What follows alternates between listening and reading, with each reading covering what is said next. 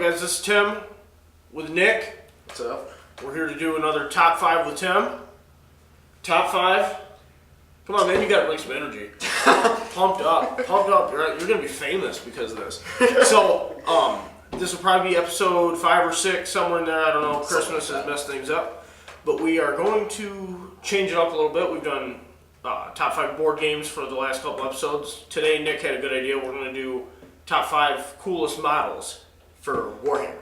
Yep, for 40K models. So, Basically, this is coming from the viewpoint of someone who is relatively new to the game, and it's like, oh, that looks really cool. just the coolness factor. Nothing to do with what they do in the game.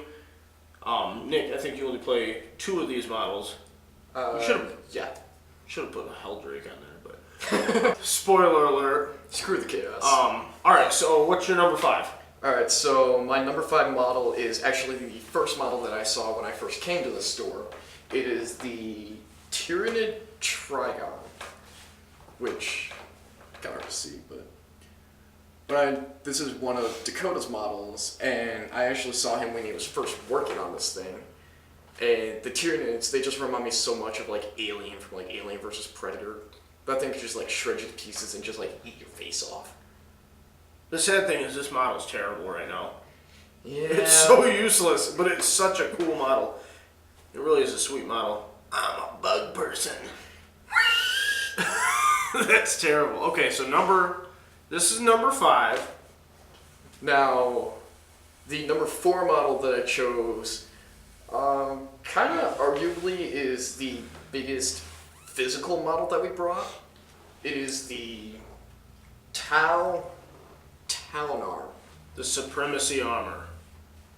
This is courtesy of Kevin. Which, just so you all have a representation, this thing stands about 9 inches right here. Yeah, and that's a cool. The barrel tip is like 13 inches tall.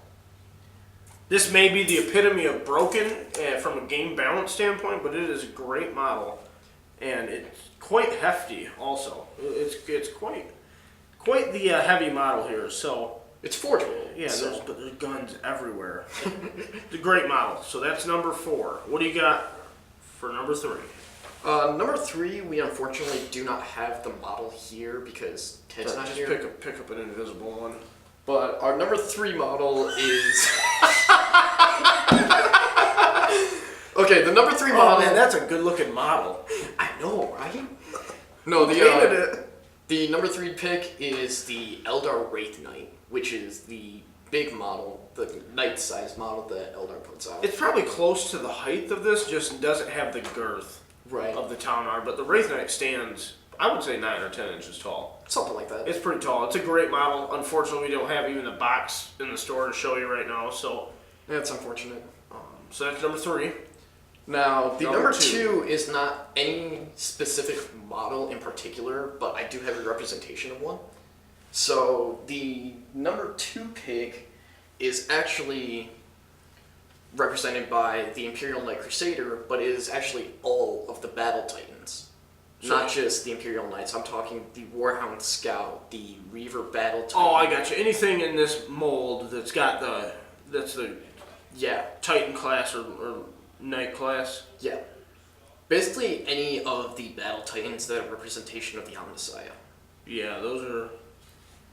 Which, just so you all have kind of a vague idea, this stands like about, what would you say, 8 or 9 inches tall? 8 or 9, yeah, I would say probably 7 or 8. Let's see what you got. Warhound stands at 10.5. The Reaver, you're talking about like 15.5? The Reaver. And then the biggest actual product that Forge World puts out as the Warlord, you're talking roughly around 23 inches, just short of 2 feet tall. Now, yeah, that's insane. That's crazy. And then before Forge World actually made this model and put it out there, Warlords and even the Imperator class Titan, you had to custom make those. Yeah, and I saw a lot of people before made them out of cardboard, and they were just like big, bulky, hulking.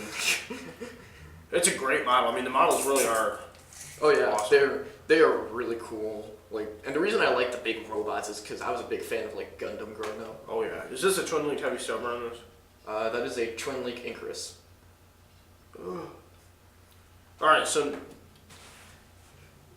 the Wraith, not Wraith pattern.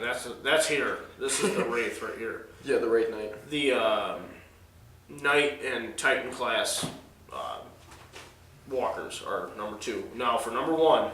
Honestly, number 1 feels kind of like a letdown because. Well, you know, you're throwing a lot of beef and invisible beef on the table. Number 1 is the smallest model. Right, but again, I mean, this wasn't the top 5 coolest or top 5 biggest models. It was top 5 coolest models. So right. what do you got for number 1? Number 1, we are looking at the Adeptus Mechanicus Cult Mechanicus Tech Priest Dominus. That's a hell of a base on that thing too. Right? That's pretty damn big. Yeah. That's a cool model. That is a. Now I know that we weren't going to talk about like abilities and what they do. Go for it, Nickus. Nicholas. Nickus. All right, Nickus, go ahead and break down his. Basically, what the Tech Priest can do is that he has Mechadendrite armor, which allows him to fire all of his weapons that he has in the shooting phase. Now, the special ability then, it's only 2 weapons. And then so he's a monstrous creature. But he's not. He is, but he is not. No, he comes with 2 guns, and then he also comes with that power axe for melee.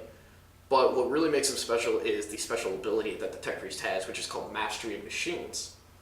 Where during the shooting phase, if he is within 2 inches of a friendly unit, such as, say, this Imperial Knight, then during the shooting phase, he can use... Get him out of there. He can use one of his shots and instead make a roll of a 2-up to restore a hull point. It's a 2+ roll? Yeah. Why do they put 2+ rolls in this game? I don't know, you've been playing longer than I have, you tell me! It's almost an insult to say, hey, just roll a dice. Like, pretty much. We're going to give it to you, but we want you to just roll for it, just in case. Do I also want to bring up his 2-up armor? I mean, at least 2-up armor can be removed, but like Serpent Shields, they give you 2-up ignore penetrating hits or reduce the glance, and anyway. like the demonic possession 2-up, 2-up and you just ignore it. Like, why even just say you ignore it? Pretty much. But I mean, there are other times that you can fail. But basically, Mastery of Machines, you roll. But you could fail. Yes. Baloney. But you're saying there's a chance. But on Mastery of Machines, you can roll a 2-up for each shot that you would normally take, and you can restore a hull point to, say, a friendly unit, or you can restore a wound on him. Oh, wow. So it's a twofer.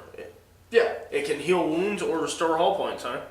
Now, can he fix immobilized or weapons destroyed? Yes. That's pretty cool, though. Yeah. And he's the only HQ in the book, right? He is the only HQ for Admech. In both books? Yeah. Pretty Skitarii cool does model. not have an actual HQ selection. He's like a Wraith engine seer. Because he's got like the ghost kind of... Yeah. You see what I'm saying? How he kind of looks like the Karn Wraith Fantasy has. Yeah. Well, Nicholas, this is a pretty cool breakdown. I'm upset personally that there's no Imperial Guard on the table, but because tanks suck. Imperial Knights can pick up tanks and throw them. They can kill them. They can. I've never played against Knights as a guard though. Only as Blood Angels. Bullshit, you have. No, I was playing Blood Angels that game. Oh yeah, that's right. And I got that rule wrong. Yeah. The Wings of Sanguinius got that really wrong. So he basically charged me on turn 1 and took down a knight in the same turn. Death Company.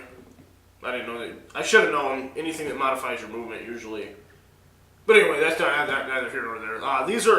That's a good selection of models. Next time, I would say bring some Imperial Guard stuff. Top 10 shittiest models? No. Alright. Well, guys, leave some comments below where Nick went wrong on his model selection, although they're pretty cool. And the Invisible Wraith Knight right here. Which, if you don't know what that is, look that up. It's really cool. Yeah, look it up. It's great. It's really good. It's a cool model. It's a shame that it's so OP because it is a really cool model. Yeah. It is. When they changed it to Lord of War and then gave it all the D weapons, I was pretty sad because it's a cool model. Yeah. But comment below, like the video, make sure you subscribe to the channel, and let us know what you think. We're always looking for feedback, guys. Thanks for watching.